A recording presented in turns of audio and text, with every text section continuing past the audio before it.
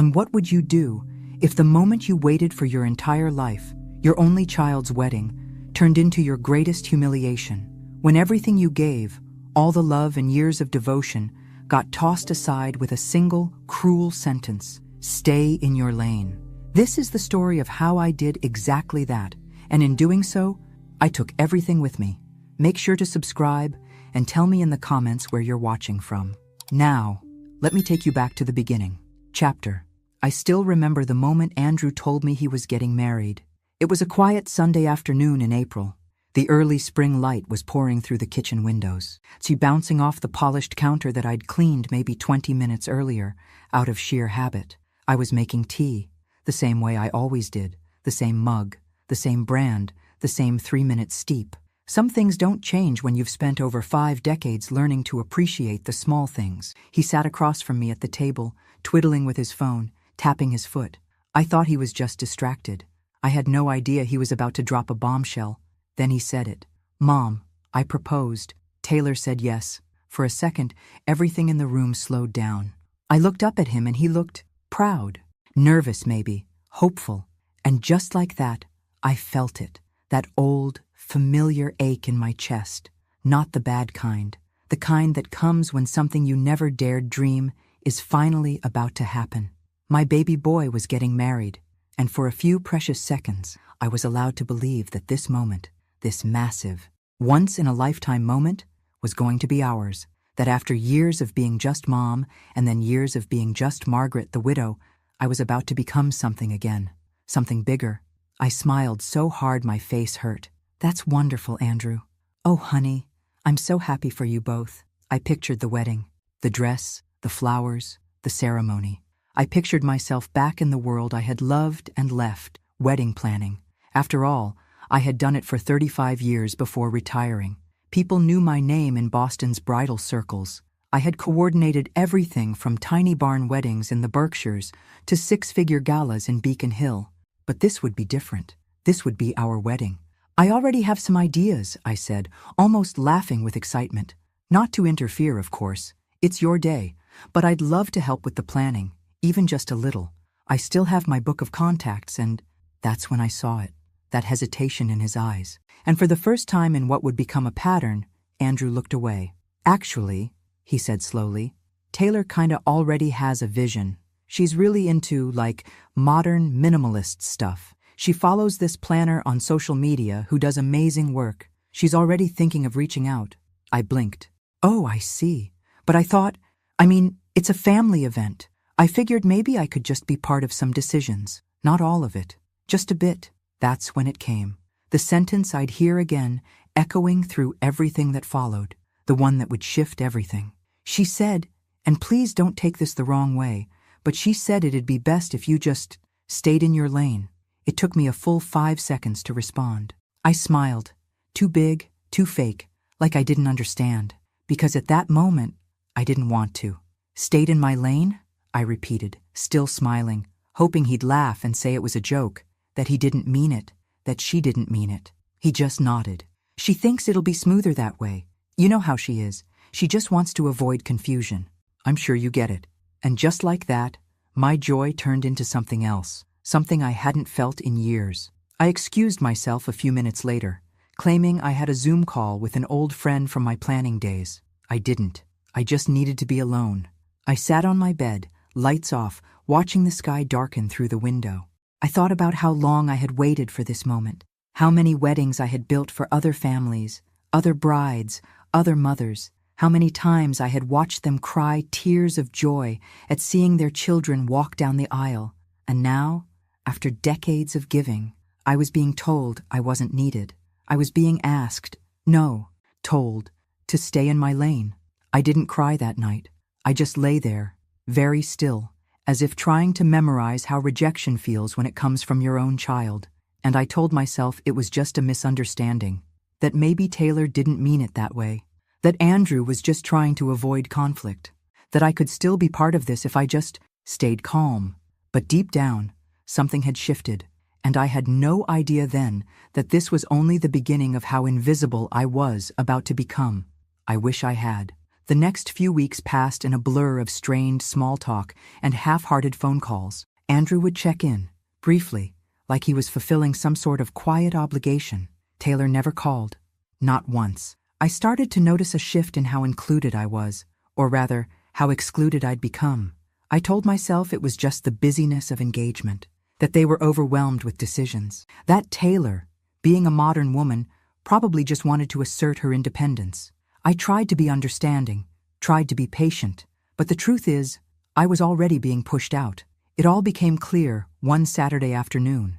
Taylor had invited me, along with her mother and a few friends, to a casual lunch at a local cafe to talk wedding vibes. That's how she put it in the text, wedding vibe. I wasn't sure if that meant colors, decor, or just chit-chat, but I went. I dressed nicely, wore a soft peach blouse with gold earrings, something light and happy. I even brought a little folder with me, just in case. Inside, I had printed a few inspiration boards, classy, timeless looks I had curated from years of experience. Florals that worked in all seasons, tips on seating arrangements, lighting tricks to make photos magical. Nothing pushy, just ideas. When I arrived, everyone was already seated. Taylor barely looked up from her phone. "Hey," she mumbled, then turned back to her screen. Her friends nodded politely. Her mother smiled, tight and short. I sat down quietly, trying not to feel out of place. I ordered a tea, then waited for the conversation to naturally steer into the wedding. When it did, I gently opened my folder and said, "I brought a few things, just some thoughts if you want to take a look." Taylor didn't even glance at the papers. She waved a hand casually. "Oh, that's okay, Margaret. We're going for a more current look, nothing too traditional." The way she said traditional, like it was a dirty word. "I'm sure you've got a ton of great stuff from back then," she added, smiling with just enough teeth to look fake. "But weddings have really changed, right?" Her friends giggled, one of them chiming in, "Yeah, everything's on TikTok now. We're using this girl from LA. She's like so cool. She did this shoot with disco balls and neon palms and it was insane." They all nodded, chattering like I wasn't even there. I sat there holding my little folder, hands still on the edges, pretending I didn't feel the sting, pretending I didn't just feel my 35 years of experience dismissed with a laugh. "I mean," Taylor said, "we just want something really us, you know? Not like the whole ballroom lace vintage vibe. That's just not our thing." I nodded, folded the folder shut quietly, and slipped it back into my bag. Her mom leaned over and whispered, not softly enough, "I told you she'd bring something. She probably thought she'd take over." Taylor gave her a quick look, then turned to me and said almost sweetly, "We really appreciate your excitement. Margaret, seriously, but I just want this to be modern and fresh. I already have a vision." I smiled. It felt more like a wince. "Of course, it's your day." Inside, I was breaking apart. I had seen brides like her before, confident, sure of their choices, blind to anyone else's wisdom, but I never thought I'd meet one who saw me as the problem, who saw my experience not as value, but as a threat. When I got home, I sat in my car in the driveway for 20 minutes, just sitting there, the radio playing something soft, my hands resting on the steering wheel, numb. I thought about calling Andrew, about telling him how I'd been treated, but what would I say?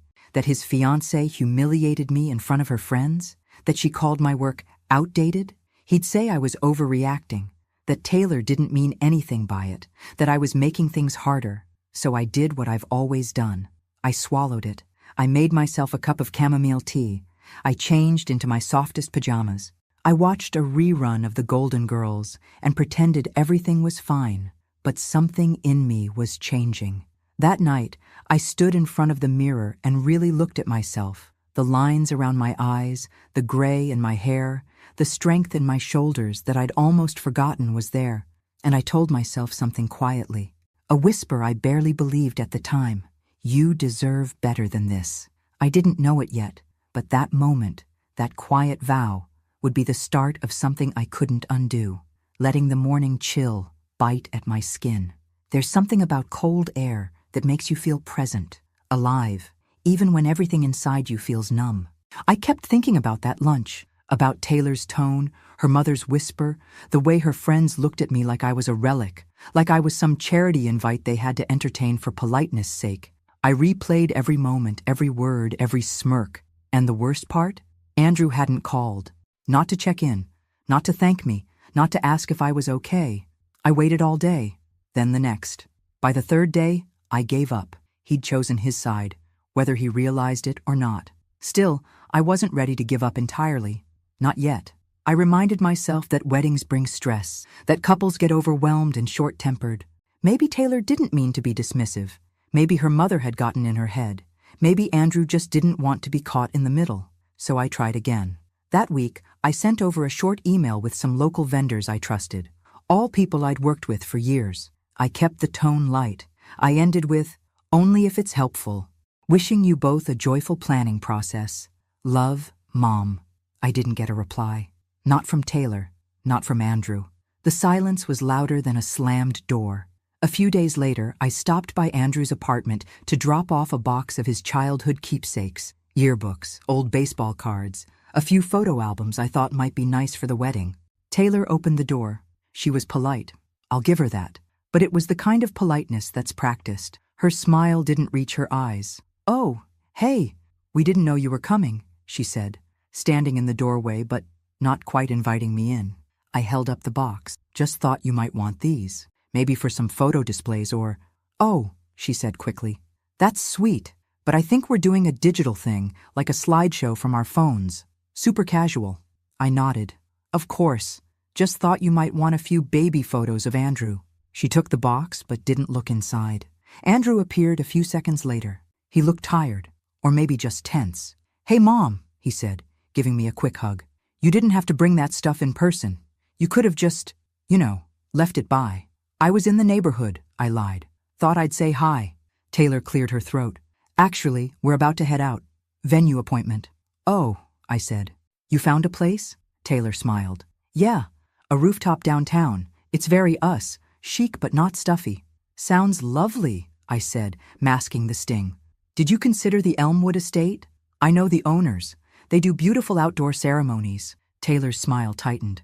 "Yeah, but it's a bit dated, and we want to avoid anything that feels too, Mom and Dad wedding." She didn't even blink as she said it. I forced a laugh. "Right, of course." They said goodbye and closed the door before I even made it to the elevator.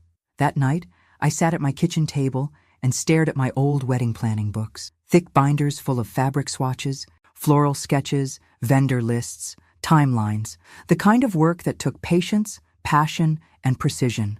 I had poured decades of my life into those pages, and now my own son and his fiancée had reduced it all to a punchline, outdated, dated, not their vibe. I could feel something inside me hardening. It wasn't just the exclusion. It was the way it was done, subtle, cold, with a smile that said, "Don't take it personal," while making it deeply personal. I tried one last time. I invited them for dinner. Homemade pot roast, his favorite. I set the table with linen napkins and candles. I even baked a pie from scratch, apple cinnamon, just the way Andrew liked it as a kid. They showed up 30 minutes late. Taylor complained about the smell the second she walked in. "Oh, wow, it's very intense in here. I don't really eat red meat." I smiled and said nothing. Andrew just gave me a sheepish shrug and pulled out a chair.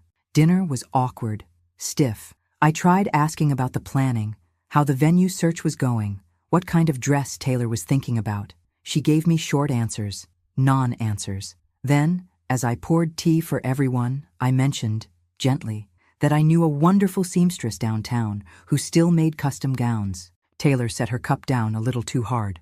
"Margaret, I know you mean well, but honestly, I just feel like you're not hearing us. We're doing things differently. It's not the 90s. We don't want a traditional wedding, and I already have someone in mind to plan everything. She's amazing. She did this eco-themed elopement in the desert that was just, wow." Andrew stayed quiet. I nodded, my hands steady even as my heart cracked. "Well," I said softly, "I hope it's everything you want it to be." Taylor smiled. "It will be. I have a very clear vision, and I just want everyone to stay in their lane so it all goes smoothly." There it was again, that phrase, stay in your lane, It was no longer a request. It was a command, a declaration of where she thought I belonged, outside the lines of their life. I cleared the dishes, packed them a box of leftovers, and kissed Andrew goodbye.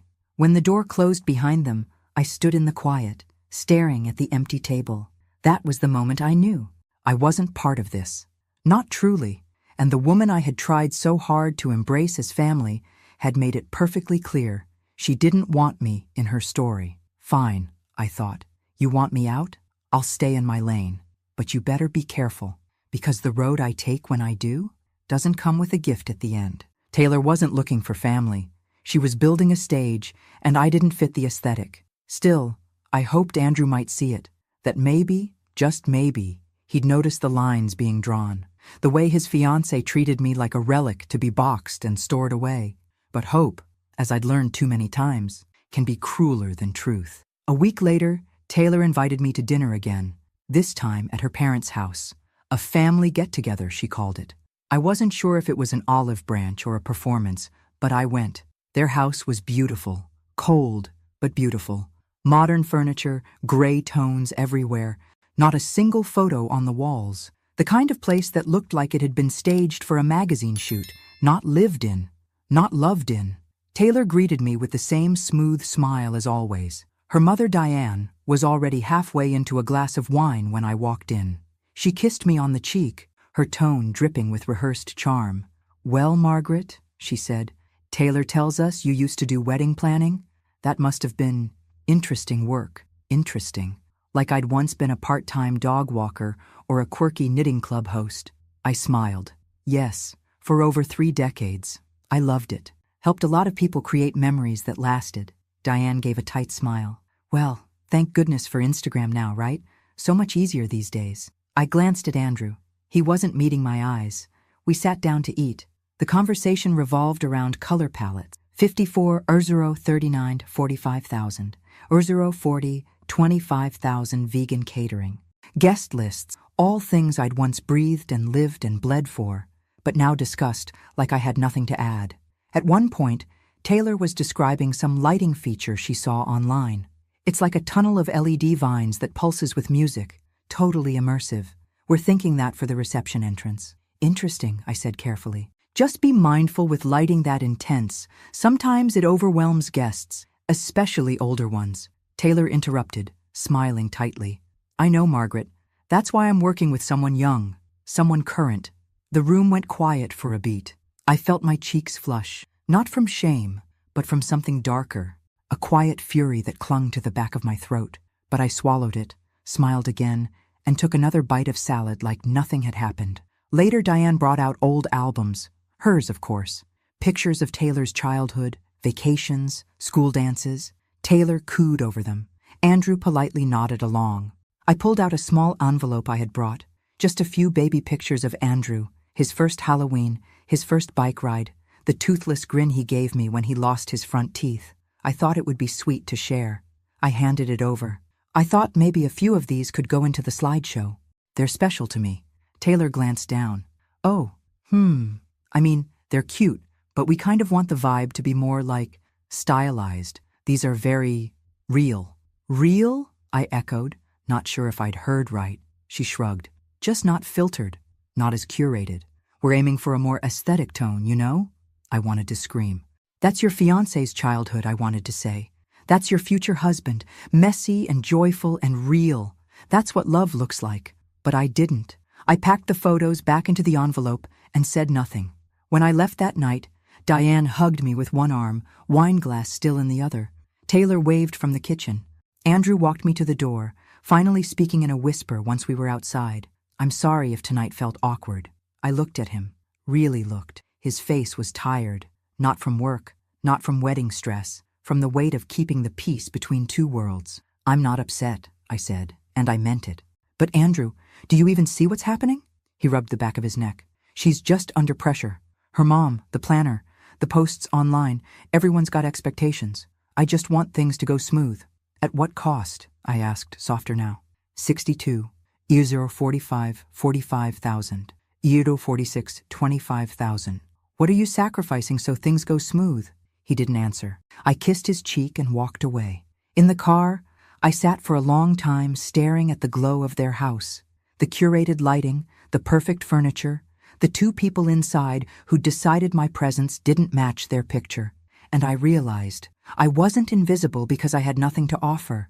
I was invisible because I reminded them of things they didn't want to see. Depth, history, substance, things you can't filter into a hashtag. The next morning, I took the wedding fund out of its hiding place. 20 years of saving, sacrifice, meant to be a gift, meant to be a blessing. I looked at the number, at the little notebook beside it where my late husband had written, "For Andrew's Day, make it count." I stared at it for a long time. Then I took a breath, and I made a decision that would change everything. I had the checkbook in my purse, the one with the soft leather and initials embossed in gold. MD. A gift from my husband, back when people still gave each other thoughtful things. I told the teller I needed to modify an account, a withdrawal and a partial transfer. The young woman smiled, clicked her polished nails against the keyboard, and asked no questions. To her, it was just another transaction. To me, it was the last string tying me to an illusion. The doll we had saved wasn't just money. It was love in numbers, sacrifice in digits. My husband and I had put away little by little, through hard years, good years, lean years. He always said, "Someday we'll give him the wedding we never had, the kind that tells him he's loved." And I had held on to that promise, through widowhood, through lonely holidays, through every dream I shelved so Andrew could dream bigger. But love is not blind. Love sees clearly, and chooses anyway. What Andrew had chosen was a woman who saw me as obsolete. What I had chosen for too long was silence in the name of peace. I wasn't going to fund my own erasure, so I left a symbolic $2 in the account, just enough to keep appearances. The rest I moved to a private savings account under my name. No announcement, no confrontation, just a quiet boundary, finally drawn. That night, I wrote a note, a short one, folded it into an envelope with a check for the Dear Andrew and Taylor, as you prepare for your big day, I wanted to offer a small contribution. I trust you'll make it beautiful and meaningful in your own way. Wishing you both joy, always. With love, Mom. I sealed it and mailed it the next morning. A week passed. No call, no thank you, just radio silence. Then, one evening, Andrew came over. Alone. No warning. I opened the door and saw it on his face. Tension, confusion, a thread of guilt. "Hey, Mom," he said. "Can we talk?" We sat in the living room. I offered tea. He declined. He didn't waste time. "Taylor saw the check," he said. "She was surprised." I nodded. I imagined she would be. She thought, well, we both thought you were planning to cover more, like the full amount. "I know," I said gently, "but I changed my mind." He blinked. "Why?" I met his eyes. "Because I wasn't invited to be part of anything. Not the venue, not the decisions, not the vision. I was asked to stay in my lane, so I did." His jaw tightened. "It's not like that. Taylor just wants control. She gets overwhelmed easily. She's trying to make things perfect. Perfect doesn't mean excluding the people who love you," I said. "And overwhelmed isn't an excuse for disrespect." He didn't respond right away. I watched him, my son, now a man torn between loyalty and truth, between the image he thought he had to maintain and the reality I refused to ignore anymore. "She feels like you don't support her," he muttered. I raised an eyebrow. "Does she feel that because I tried to offer ideas? Because I brought photos of your childhood? Because I wanted to help?" He looked down. "I wasn't going to say anything," I continued. "I was going to keep smiling, keep swallowing. But the truth is, Andrew, you let it happen. You stood there and watched me be erased." He looked up, pain in his eyes. "That's not fair." "No," I said softly. "It's just true." Silence hung between us. Finally, he sighed. "So, that's it? You're not going to help at all?" "I did help," I said, "in the way I was invited to." He stood, rubbed the back of his neck. "Taylor's gonna freak out." I didn't answer. I didn't offer comfort, because I was done patching wounds I didn't cause. He left not long after, barely saying goodbye, and for the first time in a long time, I didn't cry after he walked out, because I wasn't mourning the money. I was mourning the moment that never came, the one where I got to be a mother of the groom in a family that saw my value. But I also knew something else. They weren't ready for the cost of pretending I didn't matter, and soon enough, they'd learn that when you cut someone out, you don't get to cash in on their love. The theatrical pacing in those expensive flats, the wounded princess routine, equal parts fury and insult. "She says she feels betrayed," Andrew said. Finally, when I called him back, his voice was low. Tired. She thought you were going to fund the entire wedding. She's already committed to things. I bit the inside of my cheek. Committed with money she didn't have? That's not the point, Mom. No, I said gently. I think it is. What followed was a long pause. Then, the phrase that made my stomach sink. She signed a contract with the planner. My blood ran cold. You signed something? I asked. Without the funds secured? It's a social media deal, he said quickly. Savannah Bloom. She's really popular. She's got like 2 million followers. She only takes a few clients a year. Taylor messaged her, and she agreed. We had to move fast. And how much? I asked. He hesitated. Andrew, how much? 55,000. I had to grip the edge of the kitchen counter. You gave someone you've never met? Someone you found online? $55,000? She's got tons of videos. Mom, testimonials, pictures. She's legit. Is she licensed? Another pause. Does she have a company registered? A business address? References? Taylor handled that part. I felt sick. I saw it playing out in slow motion. The blind trust, the rushed decisions, the desperate need to impress. The kind of mistake you only realize after it's too late. Mom, we had no choice, he continued. Taylor already turned down the other planner we interviewed.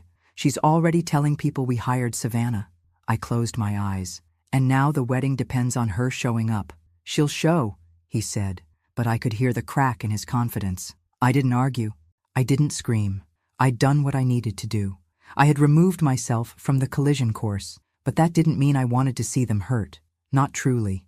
Still, it wasn't my job to rescue them anymore. A few weeks passed. I stayed quiet, focused on my own life, walks in the park, lunch with friends, reading late into the night. It was lonely, but also peaceful, the kind of peace that comes from not pretending anymore. Then, the call came. I was in the middle of pruning roses in the backyard when my phone rang. I almost didn't recognize Andrew's voice. It was hoarse, shaky. She's gone. I froze. What? Savannah. She took the money. The website's down. Her numbers disconnected. Her Instagram's wiped. I sat down slowly on the garden bench. We've been scammed, he said, voice breaking. It's all gone, Mom. Every penny. I didn't speak right away. What do we do? He asked. What does Taylor say? She's not talking to me. The irony tasted bitter on my tongue. She's blaming me, he whispered. She said I should have convinced you, that this wouldn't have happened if we had just used your money. I stood up, walking slowly back toward the house, one step at a time. That's not true, I said. This happened because you both acted like the money, and my experience, were guaranteed, like they owed you something. He was quiet. I'm sorry, he said finally. But apologies don't rebuild what arrogance destroys. In the weeks that followed, I learned bits and pieces through mutual acquaintances. The wedding was off. Postponed, they said at first, but it was clear that was a cover. Vendors canceled. Deposits were lost. Tension turned to blame. Blame turned to resentment. And soon enough, the engagement crumbled. I didn't gloat. I didn't reach out. I stayed in my lane, just as they asked. And from my lane, I watched everything fall apart. Because that's what happens when you build a wedding on exclusion and ego, and forget to leave room for wisdom. Months passed. Quiet ones. The kind of quiet that echoes. At first, the silence burned. I would check my phone more often than I'd admit, hoping for a text, an email, even a one-word message. Hi. Anything to show me he still remembered I existed. But nothing came. No apologies. No explanations. No closure. He had vanished into the wreckage of a dream he built without me. And I stayed still. I filled my time with small things, mundane things, morning walks to the market, afternoon coffee on the porch, an online book club I never spoke in, but always followed. I repainted the hallway in a soft sage green, cleaned out closets that hadn't been touched since my husband passed, sorted through years of belongings that held more memories than function. And piece by piece, without even realizing it, I started to feel lighter. There was something strange about it, the realization that I no longer had to mold myself around other people's expectations, that I didn't have to squeeze into a role someone else assigned me. I wasn't the planner mom anymore. I wasn't the hostess or the helper or the savior. I was just Margaret, and for the first time in years, that felt enough. It wasn't joy exactly, but it was peace. I started saying yes to invitations again. Lunch with Diane from the library board. A garden tour in the suburbs with Joan, an old friend from church. A ceramics class where my bowl came out lopsided and I laughed harder than I had in years. And slowly, I began to remember who I was before I spent so much time trying to be what other people needed. It was strange how easily I'd forgotten. I didn't erase Andrew from my life. His picture still sat on the mantel. I still kept his favorite snacks in the pantry, out of habit. But I stopped holding my breath for him to come back. That wasn't my job anymore. I was healing in silence, the way some wounds require. No drama, no announcements, just quiet, deliberate self-respect. Then, one afternoon, I ran into Diane, not Taylor's mother, but my friend Diane, at the grocery store. She asked if I'd heard about Taylor. I shook my head. She moved back in with her mom, she said. Can you believe it? After everything? I could. She's telling people Andrew ruined the wedding, Diane added. But I heard it wasn't just the planner. They were fighting before that. Something about her wanting more control than he was willing to give. I didn't respond. Because deep down, I knew it had never been about one wedding, or one planner, or one decision. It had been about power, image, ego, and relationships built on those things don't survive the first storm. Later that night, I sat alone in the living room, the lights low, a book open on my lap that I hadn't touched in 20 minutes. I stared at the fireplace, not lit, just there, and thought about all the versions of myself I'd tried to be for other people. The fixer, the forgiver, the quiet peacemaker. I'd been all of them, but none had brought me the love I thought they would. And now, in the stillness, I saw the truth. Love doesn't require you to shrink. Love doesn't ask you to disappear. It welcomes you, flaws and all, or it's not love at all. That night, I slept without waking, without dreams, without the ache of regret pulling at my ribs, because I had stayed in my lane, yes, but I had also chosen to drive forward, and I wasn't looking back anymore. The planner, Savannah Bloom, the one Taylor had idolized like she was a deity in heels, was officially exposed as a fraud. Not just with Andrew and Taylor. She'd scammed at least 4 other couples across the country. The story broke on a local news site first, then a wedding blog, then the evening news. I sat at my kitchen table, sipping coffee, watching the segment. There was her photo, filtered, polished, with that signature, quirky luxury aesthetic Taylor had fawned over. Beneath it, the headline, "Social Media Wedding Planner Vanishes with Hundreds of Thousands in Client Deposits." I didn't cheer. I didn't say I told you so. I just stared at the screen and let the numbness settle. Because this wasn't a victory. It was a tragedy, one they'd authored themselves.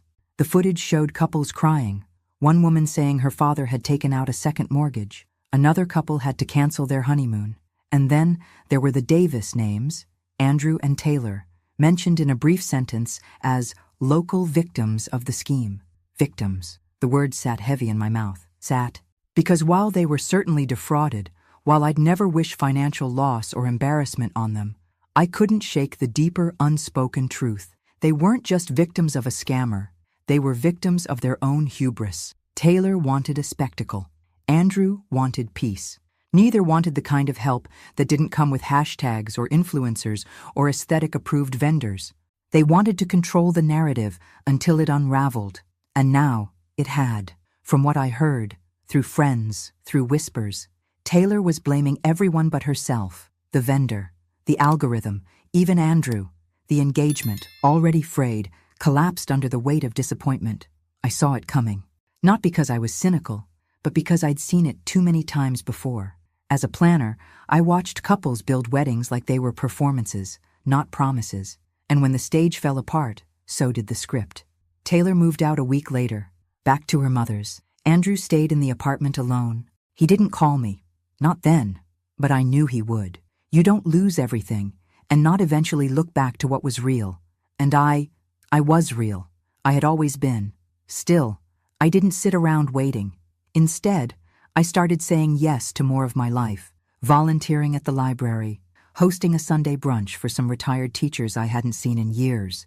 I joined a writing group, wrote about my years in the business, told stories with laughter and grace and not an ounce of bitterness, and I began to feel something new blooming inside me. Not just peace, but pride, because staying in my lane hadn't been passive. It had been powerful. I had chosen dignity over drama. And while they chased illusions, I stood still and watched the truth reveal itself without lifting a single finger.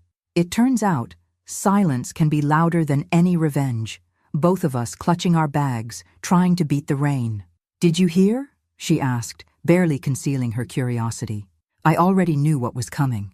They called it off, Taylor and Andrew. I pretended to be surprised. I even added a soft, polite, "Oh?" because that's what you do when someone wants to tell you something you already understand more deeply than they ever will. She moved out. Her mom came to help pack, Marlene continued. He's still in the apartment. Looks kind of lost. I thanked her, wished her a good day, and walked back to my car in the drizzle. I didn't turn on the radio. I didn't call anyone. I just sat there and let it sink in. It wasn't joy I felt, and it wasn't relief either. It was clarity. Because when something ends, especially something that was never built to last, it doesn't need applause. It just needs acknowledgement. I thought back to the night Andrew first told me he'd proposed, the sparkle in his eye, the blind hope, the belief that he'd found something true. And I thought of all the times I'd tried to warn him without wounding him, tried to support without surrendering, tried to be included without begging. He hadn't seen me. Not then. And Taylor? She had never looked past her own reflection long enough to see anyone at all. I was sad, not for the wedding that never happened, not for the money or the spectacle, but for the illusion, the years Andrew would carry, the realization he'd been chasing approval, not love. That's what hurt the most, that he'd given everything to someone who had only seen him as a character in her curated story. And I, the woman who knew him best, had been written out of the script entirely. I didn't call him. I didn't reach out. Not because I was angry, because I had learned. You can't teach people to value you. They have to choose to. So I waited. And in the meantime, I filled my days with life, real life. I started leading a workshop at the community center, helping young women plan weddings on tight budgets. Not for profit, not for recognition, just to pass along what I knew. What I had earned through years of sweat and heartbreak and joy. They listened. They asked questions. They wrote things down. And for the first time in a long time, I felt heard again.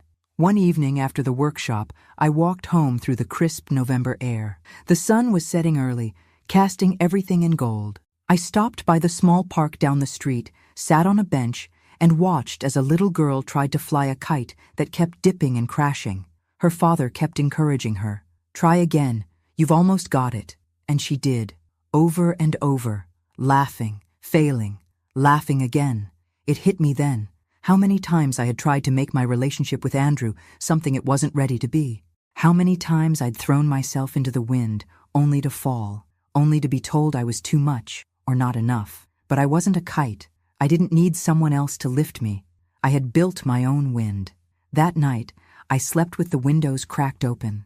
The cold air was sharp, honest, like the truth, sometimes uncomfortable, but always necessary. And in that quiet, I forgave him.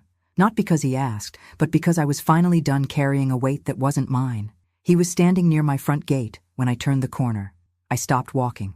He looked the same, and yet not. Thinner, older, not in years, but in wear. Life had settled into the lines around his mouth. His shoulders didn't carry the same weightless confidence anymore. There was something grounded there, real. "Hi, Mom." My heart stuttered. Not from anger or sadness, but from the unexpected tenderness of hearing that word again from him. "Mom."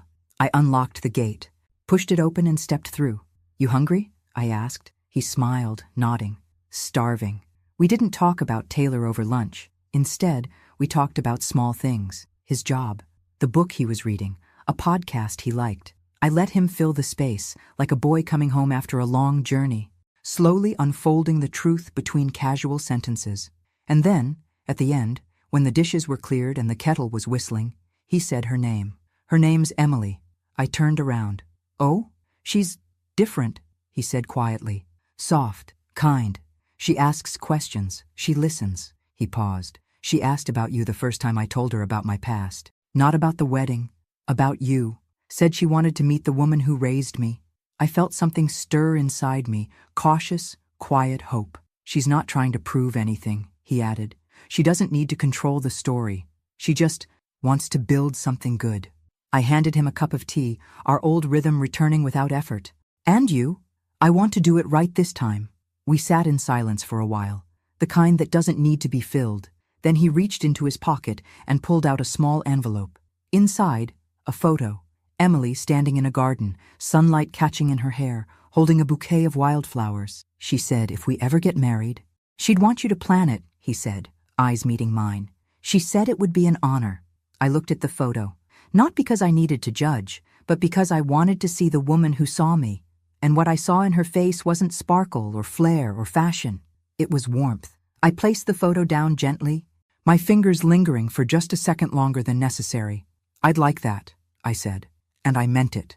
Not for the second chance, not for the event, but because for the first time I was being asked in, not expected, not taken for granted, not assumed, invited. Later that evening, after Andrew had gone, I sat at the kitchen table with a new notebook, blank pages, clean start. I wrote her name at the top, Emily, and beneath it, I started a list, not of decorations or colors or seating charts, but of feelings I wanted her wedding to hold. Joy, honesty, gentleness, gratitude. Because this wasn't about getting it perfect. It was about getting it real. And this time, I was ready. Somehow. It wasn't the first time I'd been asked to help plan a wedding, but it was the first time I'd felt seen as I worked. It wasn't just about executing a vision anymore. It was about sharing one. And for the first time in years, I realized how much I had missed being part of something real, something that didn't need to be perfect to be beautiful. Emily and I spent weekends together.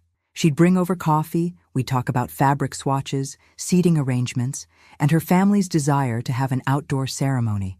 Sometimes, we just talked about life, her work, her dreams, how she'd grown up in a small town in the Midwest, and how she had never wanted a big wedding. She just wanted it to feel like her. And I realized more than anything that this wasn't a job for me. This was something I'd been waiting for. A moment to contribute, not just to their happiness, but to mine. We chose a small venue in a nearby garden, one that had personal significance for Emily and Andrew. The ceremony would be intimate, just close family and friends. No frills, no overstated trends. It was simple, but it was theirs. One afternoon, while we were finalizing the details, Emily stopped and looked at me, her eyes wide with gratitude. "You're so good at this," she said, shaking her head. "I wish I had known about you sooner. You've made all of this so much easier, so much more real." I smiled, a small part of me feeling the weight of those words, because for the first time in a long time, I wasn't just a mother or a planner or a daughter of someone who had faded into the background. I was seen for what I truly was, someone who knew how to craft memories. And that's what this wedding was turning into. Not a series of decisions made by Instagram influencers or social media gurus. Not a curated aesthetic, but a collection of moments, threads, and feelings that connected people to what truly mattered. Emily and Andrew had made their own choices, their own mistakes, but they were building something real, piece by piece. And this wedding wasn't a performance. It wasn't a show. It was their declaration, a promise to each other that was grounded in love, not perfection. The day of the wedding came. The weather was perfect, sunny but cool, the kind of early fall day that makes you believe in second chances. Andrew stood at the front in a simple suit, his hands trembling ever so slightly. He looked over at me and smiled, a gesture of quiet appreciation, like a man who had finally figured out what truly mattered. When Emily walked down the aisle, the guests didn't gasp or whisper. They just watched, content. There was nothing over the top about the scene, just two people, their eyes locked on each other. Two people who had learned, who had made mistakes, but were ready to get it right this time. As she stood before him, she took his hand and spoke her vows, simple words, honest words. They didn't promise to be perfect. They didn't promise forever without hardship. They promised to choose each other, day after day, to walk beside each other no matter what came their way. And in that moment, I realized something. I had been holding my breath for so long, waiting for everything to fall into place, waiting for the apology, waiting for recognition. But the moment I had been waiting for, it wasn't coming from anyone else. It was coming from me.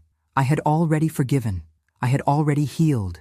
And now I could let go of the past, for good. The ceremony ended. The reception began. The food was simple but delicious. The music was soft, and there was no grand dancing, no centerpieces of glass and gold, just laughter, conversation, and the warmth of people who had come together not for spectacle, but for love. Later that evening, as the last of the guests left, Andrew and Emily came over to me. He wrapped his arms around me, holding me tightly. "Thank you," he whispered. This was everything."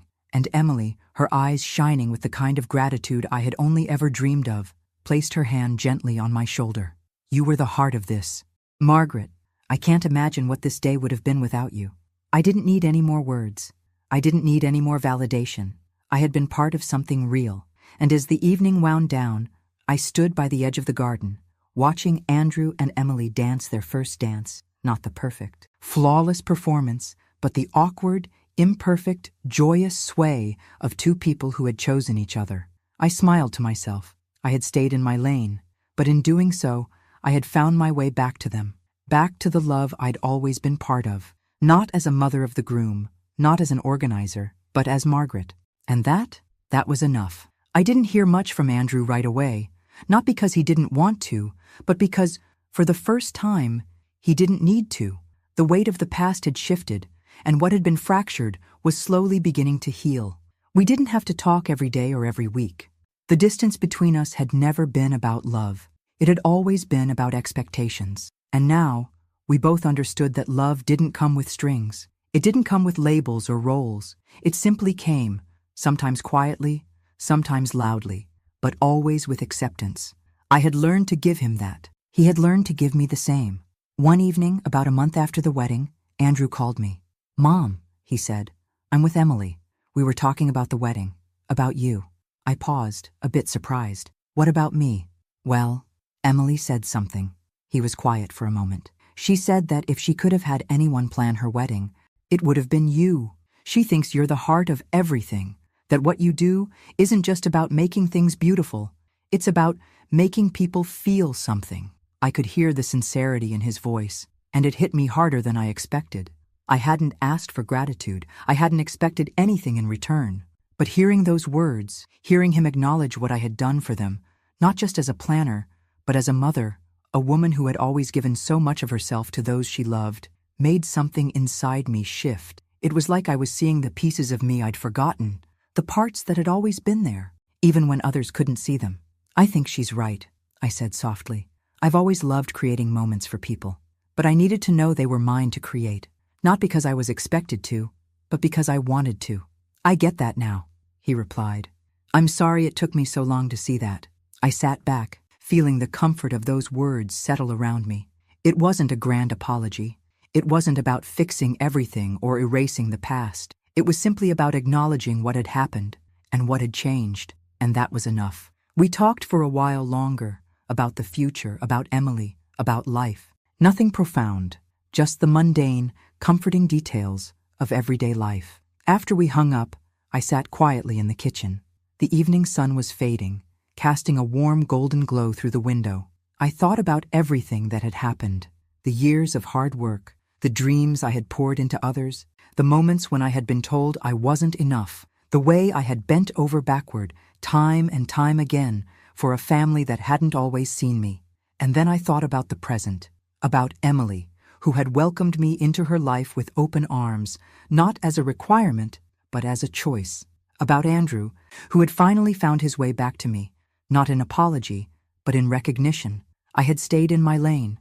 I had held my boundaries, quieted my voice when it wasn't wanted, but when the time came, I had spoken, not with anger or regret, but with calm strength. And in the end, I had found peace. Because sometimes, when you stay true to yourself and let go of the things that don't serve you, when you stop forcing things and let life unfold on its own, the universe has a way of bringing everything back to where it belongs. I was enough, and that was the most freeing thing I had ever learned. Later that evening, as I sat on the porch with a glass of wine, I heard footsteps coming up the driveway. I looked up to see Emily walking toward me, smiling as she approached. "I just wanted to say thank you again," she said, sitting beside me, "for everything, for making it so real, so perfect." I smiled, but it wasn't the smile of someone who was just doing their job. It was the smile of a woman who had finally realized her worth. "You're welcome," I said quietly. as the stars began to twinkle above us, I realized that this moment was the one I had been waiting for all along. Not a wedding, not a grand gesture, but the quiet, soft realization that my journey had always been about me too, about finding my place, about not just being part of the story, but knowing when to take the lead. And I was finally ready to do that, not just for them, not just for anyone else, but for me. I had stayed in my lane, and it had brought me exactly where I needed to be. Thanks for listening. Don't forget to subscribe and feel free to share your story in the comments. Your voice matters.